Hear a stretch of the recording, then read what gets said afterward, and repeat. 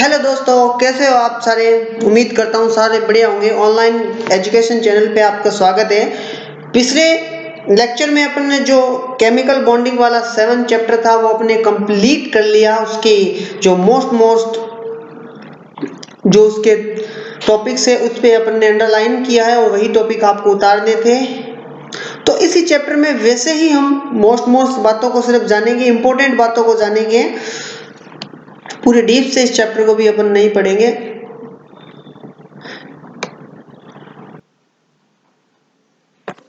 तो चलो दोस्तों, आज हम स्टार्ट करते हैं अपना 11वां चैप्टर जो है अपना राजस्थान स्टेट ओपन बोर्ड का गुरुत्वाकर्षण।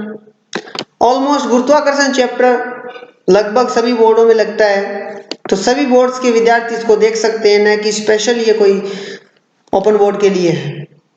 चलो, तो इस चैप्टर गुरुत्वाकर्षण के अंदर हम जानेंगे गुरुत्वाकर्षण बल के अस्तित्व को स्पष्ट कर पाएंगे, न्यूटन के गुरुत्वाकर्षण नियम को बता पाएंगे, गुरुत्वीय एक्सेलरेशन त्वरण को समझा पाएंगे, गुरुत्व के प्रवाह, गिरने वाले पिंडों के लिए गति के समीकरण भी लिख पाएंगे और द्रव्यमान एवं भार विभेद उनके बीच में संबंध भी स्थापित दोस्तों कर पाएंगे और स्वतंत्रता पूर्वक गिरते हुए पिंड की गति को परिभाषित कर पाएंगे और भारहीनता को भी समझ पाएंगे। किसी तरल में पूर्णतः आंशिक रूप से डूबे हुए पिंड द्वारा अनुभव किए जाने वाले उपलावक बल को भी स्पष्ट कर पाएंगे, आर्किमिडीज के सिद्धांत को भी समझ पाएंगे, इस संबंधित समस्या हल करने का इस प्रयोग कर पाएंगे। इस चैप्टर के माध्यम से ये सारी बातें हमारे क्वेश्चन जो है दिमाग में वो क्लियर हो जाएंगे। चलो, तो हम आगे की ओर चलते हैं, स्टार्ट करते हैं टॉपिक को।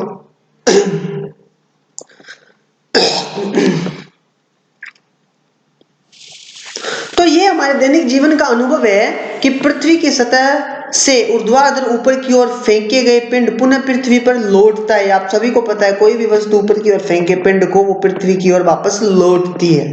ठीक है, यदि किसी पिंड को कुछ ऊंचाई से भी गिराया जाए तो वह भी पृथ्वी की ओर गिरता है। इसी तरह वृक्ष की शाखाओं में पत्तियां, फल अलग अलग होते हैं तो वह पृथ्वी की ओर गिरते हैं। किसकी ओर गिरते हैं? अलग होते ही पृथ्वी की ओर गिरते हैं।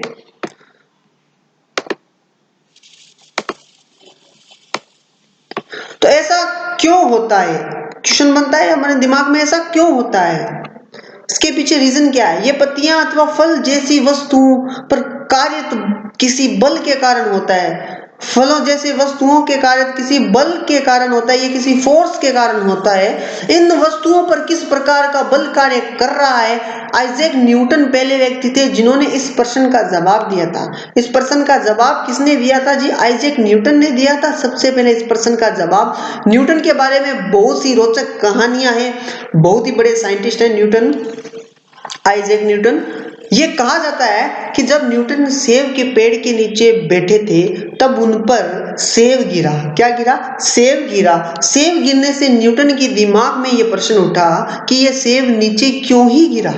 यदि सेब पर कोई बल कार्य कर रहा है तो यह त्वरित गति में होना चाहिए। तो आइए इसे क्रियाकलापों द्वारा इसी बात को, न्यूटन के तथ्य को समझते हैं। दोस्तों देखिए, अपने हाथ में एक छोटे पत्थर को पकड़िए, उसे लगभग 1 मीटर की ऊंचाई से क्या करें, नीचे की ओर छोड़िए। इस पत्थर की पृथ्वी में टकराने के तुरंत पहले की गति को अवलोकन कीजिए।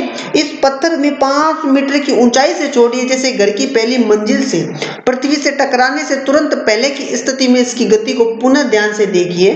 यह ध्यान रखिए कि पत्थर को प्रत्येक स्थिति में केवल छोड़ना ही है तथा इस पर धक्का अथवा अपन को बल नहीं लगाना, सिर्फ छोड़ना है उसको। दोनों स्थितियों में पृथ्वी के टकराने से पूर्व पत्थर की गति की तुलना कीजिए। क्या दोनों की स्थिति में पत्थर टकराने से पूर्व पत्थर की गति क्या रहेगी? समान होती है, या किस स्थिति में पत्थर पृथ्वी से तेज टकराता है? क्या आप इस बल को पहचान सकते हैं? पत्थर की त्वरित करता है, पत्थर को त्वरित करता है।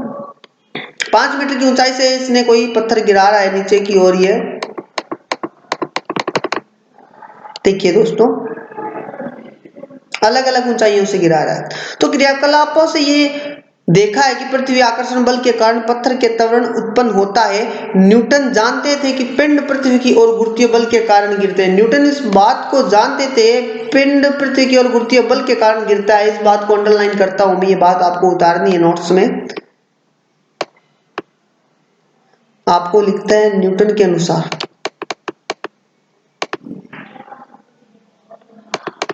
आपको दोस्तों लिखना है न्यूटन के अनुसार। 1 सेकेंड, थोड़ा सा सही नहीं हो रहा।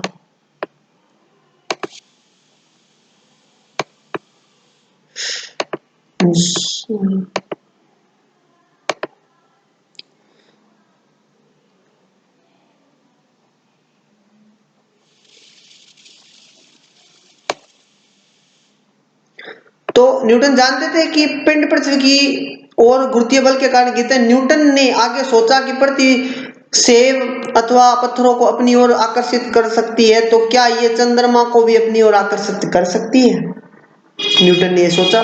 ये जानने के लिए वे उत्सुक थे न्यूटन। क्या यही बल ग्रह को सूर्य के चारों ओर अपनी कक्षा में चक्कर लगाने के उत्तरदायी था? न्यूटन के निष्कर्ष निकाला। न्यूटन ने निष्कर्ष निकाला कि वर्तीय कक्षा में चक्कर लगाने के लिए आवश्यक है कि पृथ्वी द्वारा चंद्रमा को लगातार आकर्षित किया जाए।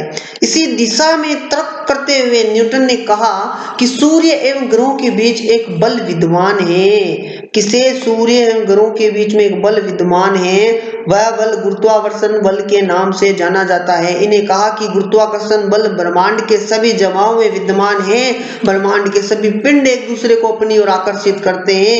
गुरुत्वाकर्षण बल के बारे में एक रोचक तथ्य है कि यह सदैव आकर्षण बल ही होता है। पिंडों का आकार चाहे इसके अकॉर्डिंग कुछ भी हो। अपने अवलोकन के आधार पर न्यूटन ने गुरुत्वाकर्षण नियम को गणितीय भाषा में भी व्यक्त किया। उन्होंने इस नियम को इस प्रकार बनाया है। न्यूटन ने गुरुत्वाकर्षण बल को, प्रत्येक कण दूसरे कण को एक बल द्वारा आकर्षित करता है। ये बल उनके द्रव्यमान गुणनफल के समानुपाती तथा उनकी दूरी वर्ग के व्युत्क्रमानुपाती होता है। दोस्तों, ये बल दोनों कणों को जोड़ने वाली रेखा के अनुदिश होता है। इसे हम गुरुत्वाकर्षण बल भी कहते हैं। ये गुरुत्वाकर्षण बल को अंडरलाइन कर लो। उनके द्रव्यमान गुणनफल के समान दूरी वर्ग के व्युत्क्रमानुपाती होता है। ये इंपॉर्टेंट है, आपको पूछ ले गुरुत्वाकर्षण बल क्या होता है। दोस्तों, इंपॉर्टेंट है। इस चैप्टर में इस बात को आपको गुरुत्वाकर्षण बल को याद करना ही है। तो ये जो रेखा है दोनों कणों को जोड़ रही है। माना पहला कण m1, दूसरा कण m2 है अपने पास। पहला कण m1, दूसरा कण m2 है। इसके मध्य दूरी r है। तो F प्रोपोर्शनली m1 m2 बटा r स्क्वायर। ये अपने पास गुरुत्वाकर्षण बल का सूत्र है, याद रखना। इंपॉर्टेंट है दोस्तों, वेरी इंपॉर्टेंट है, वेरी। यहाँ m1 m2 कणों के द्रव्यमान है जो दूरी एक दूसरे से दूरी r पर स्थित है। g, अब जो g की वैल्यू होती है वो 6.67 into 10⁻⁻11 newton metre square kilogram square होती है। आपके पास क्वेश्चन बन सकता है 1 नंबर का। g का मान आपको इंपॉर्टेंट है, और g का मान बहुत कम होता है। आप समझ सकते हैं कि किसी द्रव्यमान वस्तु के लगने गुरुत्व बल दुर्लभ बल होता है। ये पूरी बात आपको नोट करनी है दोस्तों।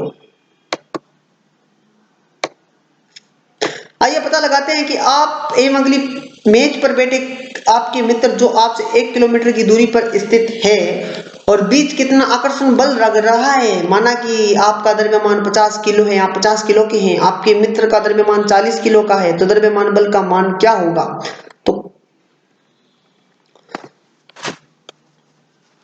तो कैलकुलेट करने पे अपन पे m1 m2 के अकॉर्डिंग फॉर्मूला रखा, नीचे दूरी रखी, और टोटल कैलकुलेट करने पे अपन को इसकी वैल्यू मिली है 113.34 इंटू 10⁻⁻8 न्यूटन।